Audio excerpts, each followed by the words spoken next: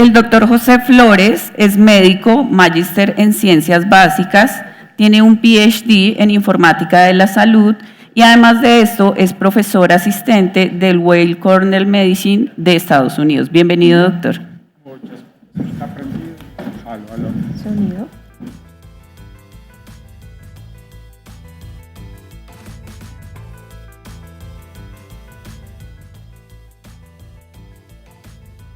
Aló. Hola. ¿No?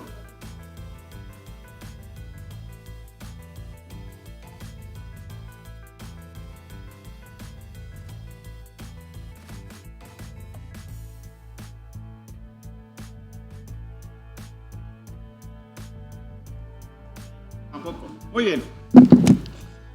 Muy buenos días y muchas gracias a los organizadores por la invitación.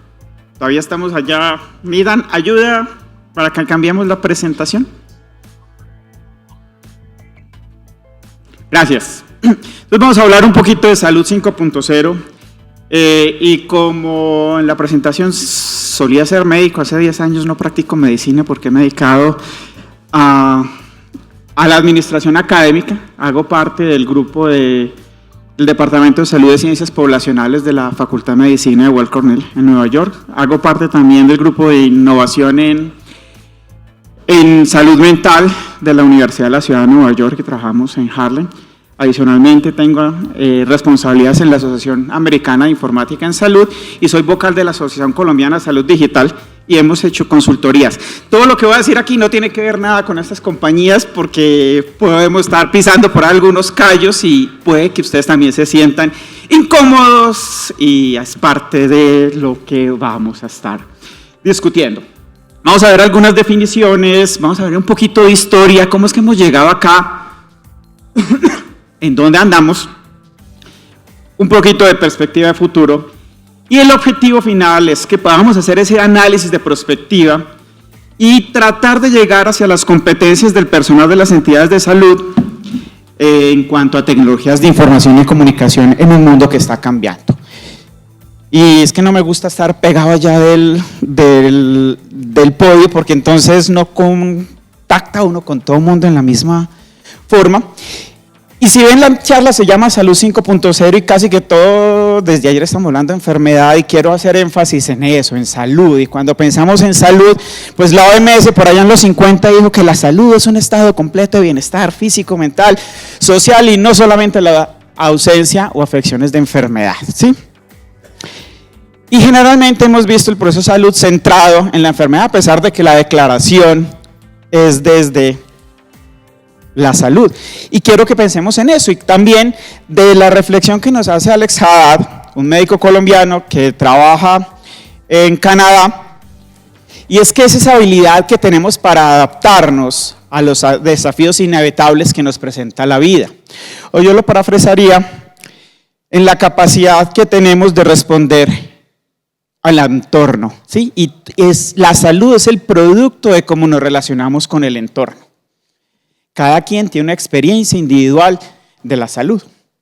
Pero el día de hoy entonces debemos de estar considerando qué es eso. Los invito a que escaneen este código y vamos a tener una pequeña encuesta que pueden ir contestando mientras voy hablando. Y no tienen que registrarse, simplemente le dicen saltar por ahora, skip. Y tratar de ver esas preguntas que van a ser orientadoras hacia la discusión que vamos a estar introduciendo. ¿Si está funcionando o no está funcionando? Me quito. Más.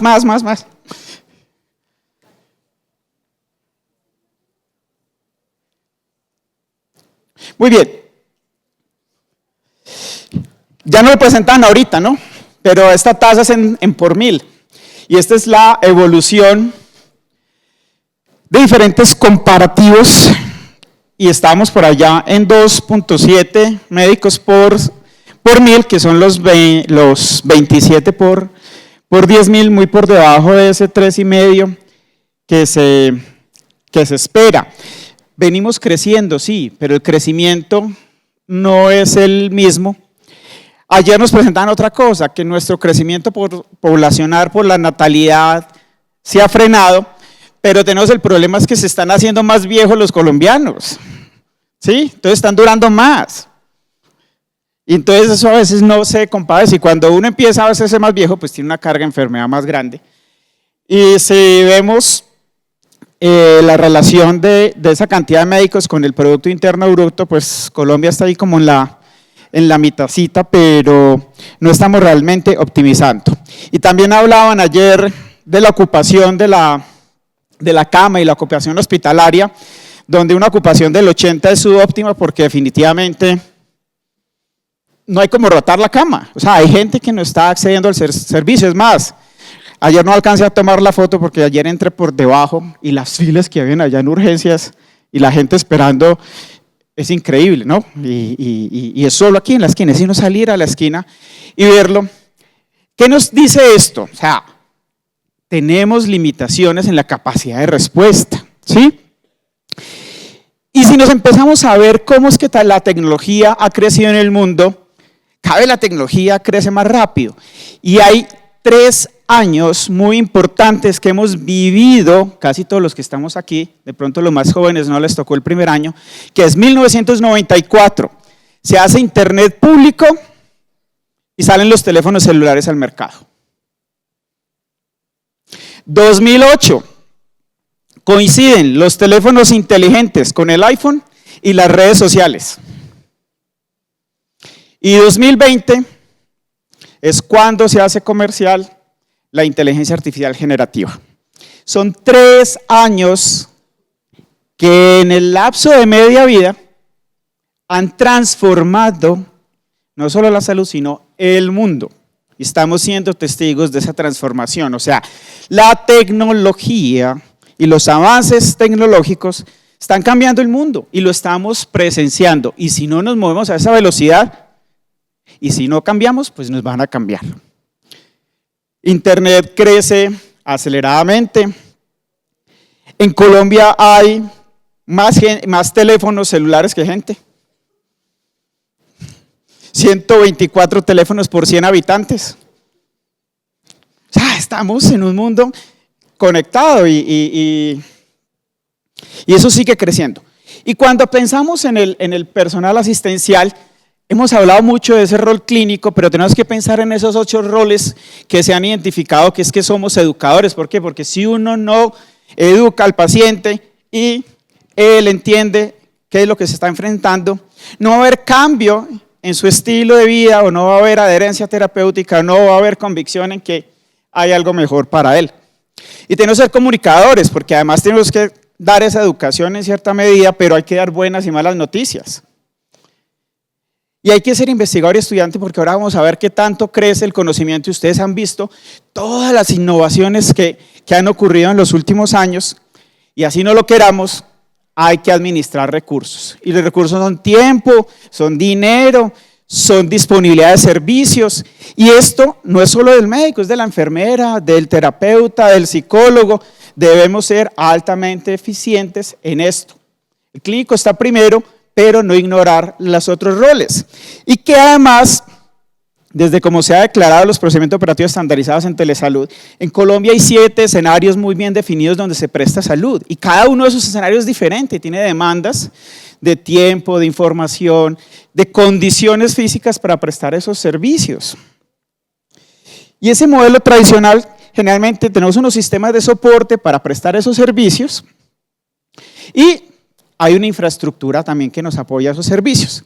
Y de vez en cuando, si nos queda tiempo, generamos conocimiento, y como CAIRE tiene un compromiso pues con el conocimiento, es porque tenemos el simposio anual, pero hay muchas organizaciones que se quedan sin ni siquiera generar ese conocimiento. Ese es el modelo tradicional, donde se está perdiendo una oportunidad. ¿Por qué? Porque ustedes han visto la cantidad de datos que se generan. Si nosotros empezamos a ver cómo es que el mundo ha evolucionado a través del internet, pues estamos acá, ¿no? Y ya estamos viendo esos agentes inteligentes personales.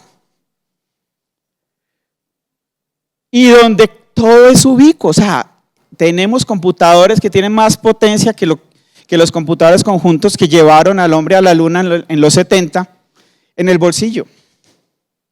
Es más, el Fitbit tiene más capacidad de computación que la consola de navegación de la NASA de los 70.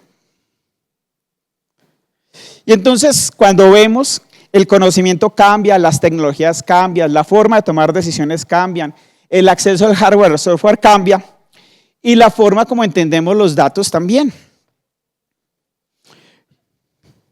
Y eso nos da pie entonces a esa definición que en 2010 hablamos de la salud 2.0. 2010 parece como ayer. Rápidamente tuvimos que hablar de la 3.0, y hemos ido evolucionando y este concepto lo hemos ido construyendo a través de cómo entendemos los servicios, los escenarios, cómo documentamos, cómo establecemos la comunicación, cómo nos relacionamos entre los prestadores y los pacientes y dónde y cómo se hace el diagnóstico y tratamiento. Entonces, la salud tradicional, centrada en la enfermedad, era un proceso reactivo. O sea, yo me enfermo, me quiebro pues me fracturo algo, voy al médico, estoy enfermo, voy al médico, me dio la gripa, busco la farmacia que me hagan alguna prescripción, y ese escenario, en realidad, la consulta empezaba domiciliaria, los médicos iban a la casa de los pacientes y había consulta externa, y el hospital fue muy importante y se desarrollan las ayudas diagnósticas, pero ese es el modelo desde el siglo XVI pues, que teníamos. La historia clínica se documentaba en papel, esa comunicación era directa porque el paciente iba y hablaba con el médico, la enfermera, le pagaban directamente al prestador y el personal de salud tenía el poder porque eran los que sabían. Todavía muchos de mis profesores creen que ellos son los que saben, pero ese es un error en el día de hoy que vamos a demostrar que es grande. La segunda ola en la salud desde la prestación de servicios es cuando empezamos a hacer prevención. Y acuérdense que la prevención en salud es del siglo XX. O sea, también ayer. Y aparecen escenarios como el comunitario y uno de los más recientes que es el de atención prehospitalaria. En Colombia no hablamos de atención prehospitalaria hasta el 2008, 2009 que se empezó a hablar de estos temas. A duras penas estaba la Defensa Civil, la Cruz Roja y más o menos salía uno corriendo en la ambulancia a tratar de recoger el accidente de tránsito y eso pues, o sea, los cruces no existían. Es que a veces nos vamos volviendo complacentes o no nos damos cuenta de la evolución de qué tan rápido ha cambiado. Y por allá en el 95, la resolución 1995 del 99, sí, en el 99 es donde en Colombia se declara que podemos tener historia clínica electrónica. Eso era revolucionario, ¿no? Y aparece el email, empezamos a tener el cuento del aseguramiento y aparece la medicina basada en la evidencia. Entonces todos nos volcamos a que, los protocolos, el conocimiento tiene que ser científico y entonces si no está en el journal, no lo hacemos y había que saberse el último journal, pues y cuál es la última terapia. Y aparece entonces el cuento de promoción, introducimos medios de telesalud y telemedicina, donde el pico lo tuvimos en COVID, a pesar de que si ven los POEs existían desde 2013 y la legislación estaba desde 2006, aquí pues nadie se atrevía y solo hasta tuvo que pasar COVID para demostrar que eso se podía, ¿no? El escenario es distribuido, empezamos a prestar servicios en diferentes partes y ya no es el hospital, ya no es el consultorio, o sea, en cualquier parte podemos prestar salud. Es más, el gimnasio empieza a cobrar un punto importante, el restaurante empieza a cobrar un punto importante, todas las actividades físicas y aparece un concepto que es de la historia clínica personal y cómo yo porto mis datos esenciales.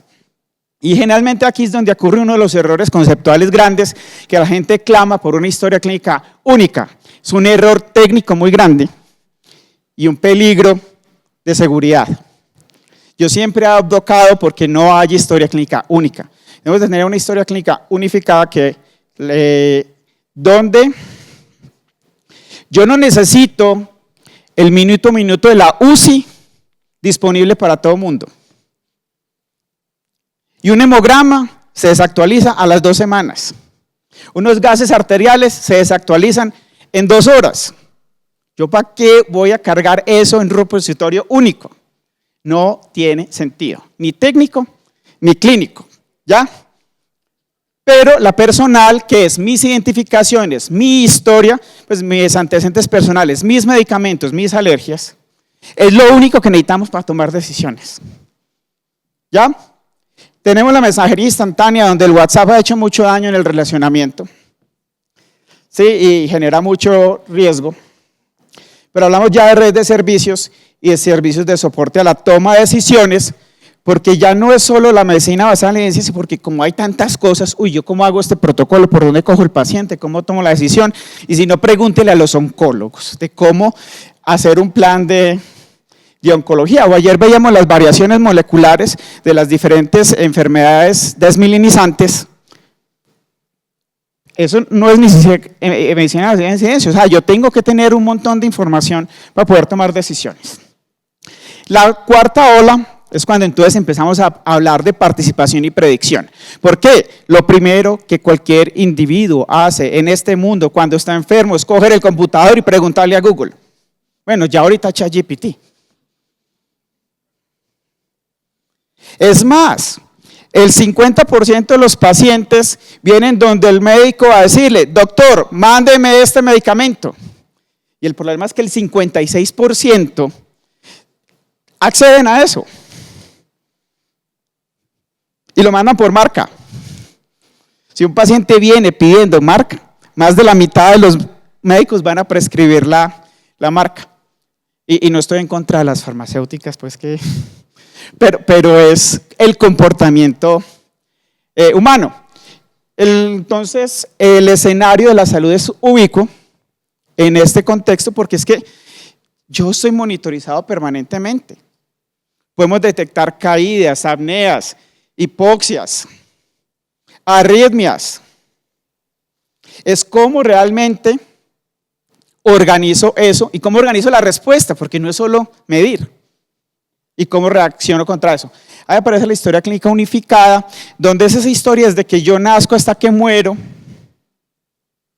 que no tiene que estar en un solo sitio, pero que tengo que saber dónde están los datos para cuando yo los necesite. La comunicación es mediada, ya la industria, o sea, cuando uno pide una cita, uno no llama y habla con una persona.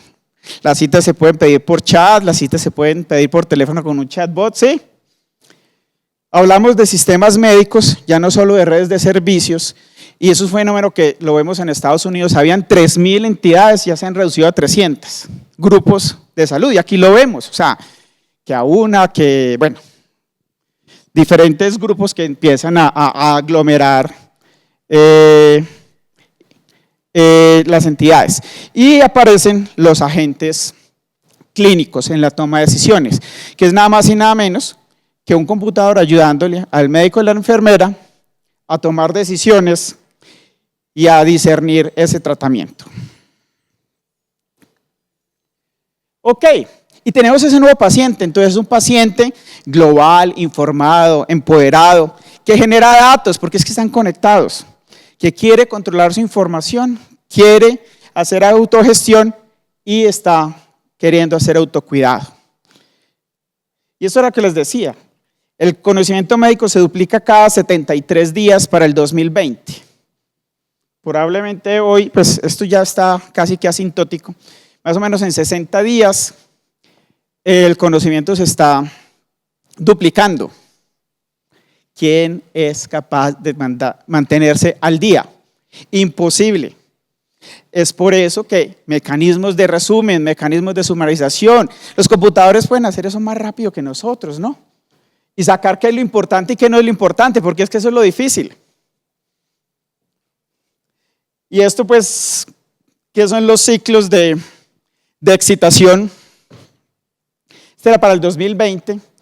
Entonces, están hablando que el blockchain y la internet de las cosas y la medicina de precisión, y los escribas digitales ambientales. O sea, uno habla con el paciente y la historia clínica sale automática. Hay empresas que hacen eso en Colombia y yo creo que están haciendo experimentos aquí en Caire con eso.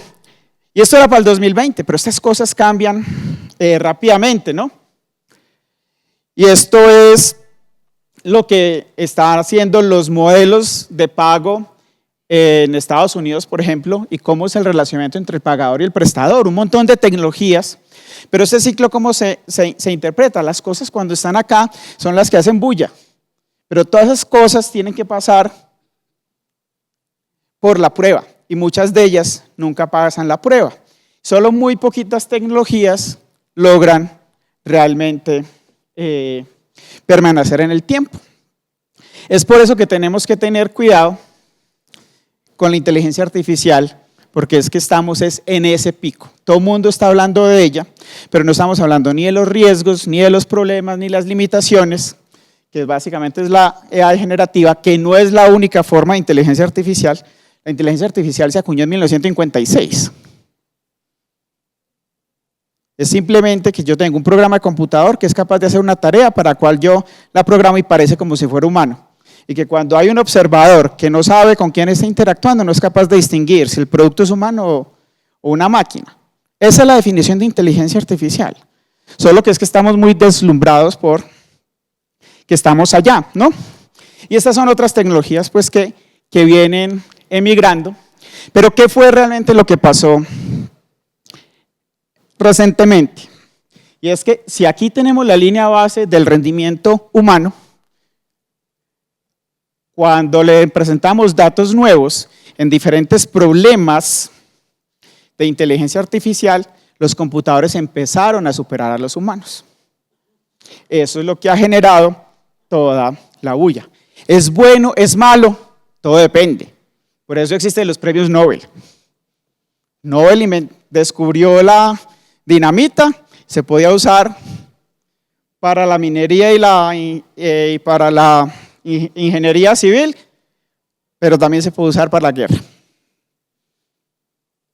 Toda herramienta tiene doble filo y es lo que tenemos que ser críticos y aprender.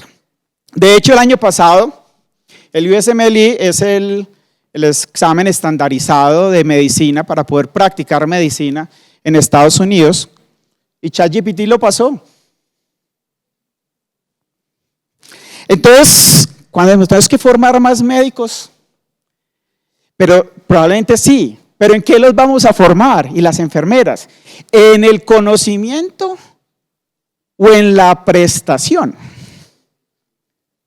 Porque ¿qué es lo que nos hace humanos y qué es lo que nos mantiene? Y yo creo que lo que tenemos que hacer énfasis es en esa forma de cómo nos seguimos relacionando con las personas y que no todo encuentro tiene que ser con el médico y no todo encuentro tiene que ser con los sistemas de salud y que entendamos que hay otras formas de relacionarnos. Tenemos que entender que entonces si tenemos el cerebro humano y tenemos un chip, no es que el chip vaya a reemplazar el cerebro humano, sino que tenemos que juntarlos para potenciarlos, porque de hecho no es un efecto de suma, sino que es un efecto de multiplicación. O sea, nos amplificamos potencialmente.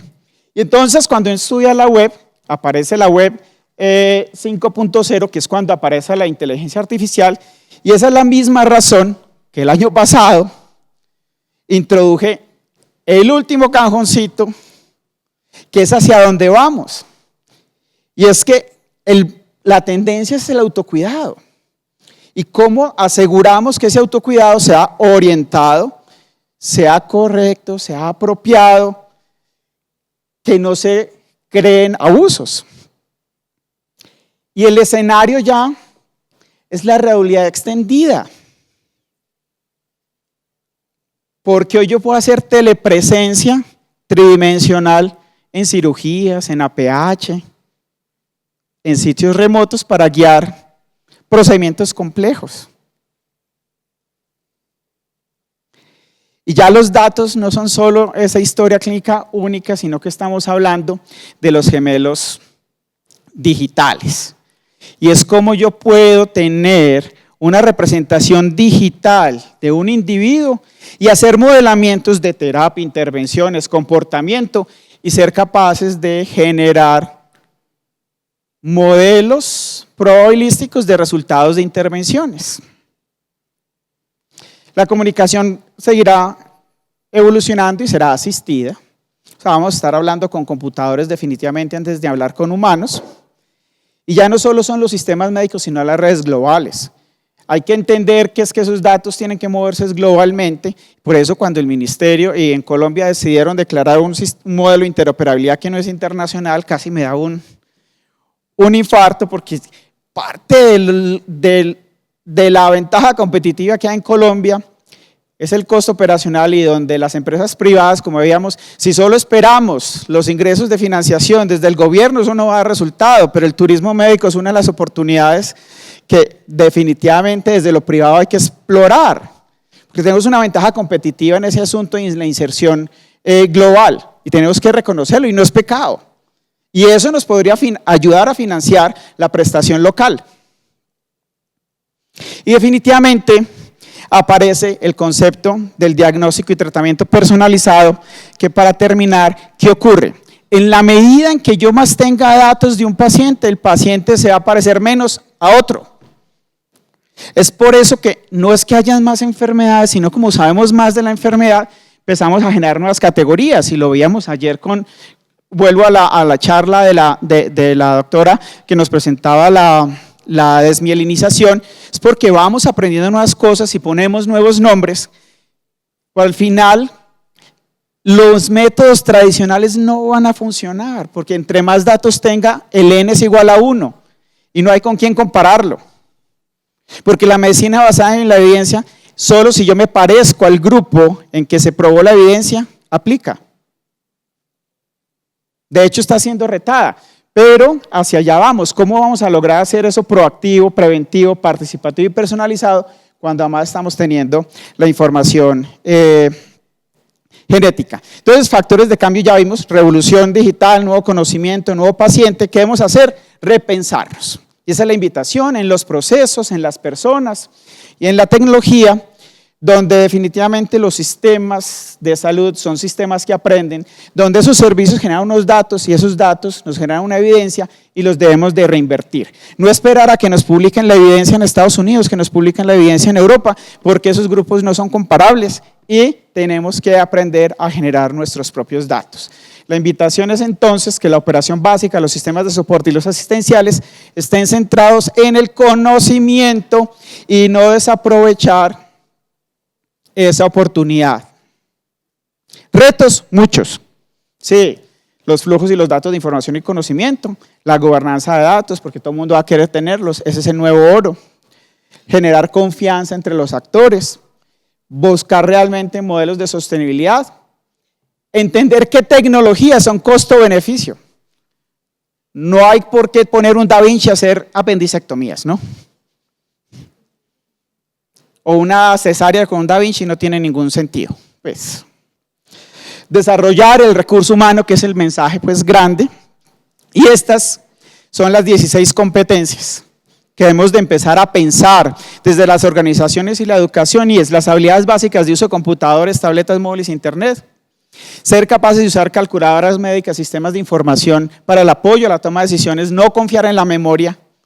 Eso pues que me tengo que aprender la fórmula de, olvídense, muchos errores médicos vienen de ahí. Todo el mundo debe tener elementos básicos de analítica de datos. Tenemos que tener alfabetización en salud digital, que va más allá de esto.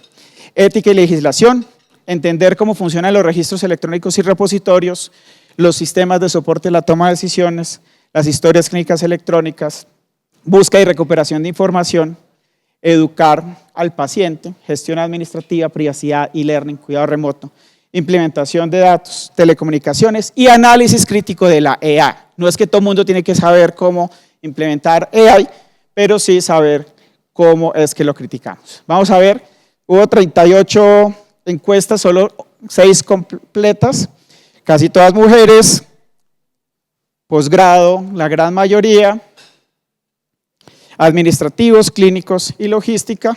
Interesante. Nadie contestó esta pregunta. Están bloqueadas. Están bloqueadas. Sí, todo experimento falla. Qué pena con ustedes. Pero no sé qué pasó ahí entonces. La mañana tratamos de probarlo. Pero bueno, entonces, para terminar, las tecnologías no solamente nos reemplazarán. Ese es el mensaje que quiero que se lleven. Pero seremos reemplazados por aquellas personas que las adopten, adapten y optimicen. Entonces, esa es la invitación. Tenemos que cambiar o nos cambian, que fue como empecé. Si quieren que conversemos más, esos son mis contactos. Y muchas gracias por la atención. Y qué pena que me le robé ahí como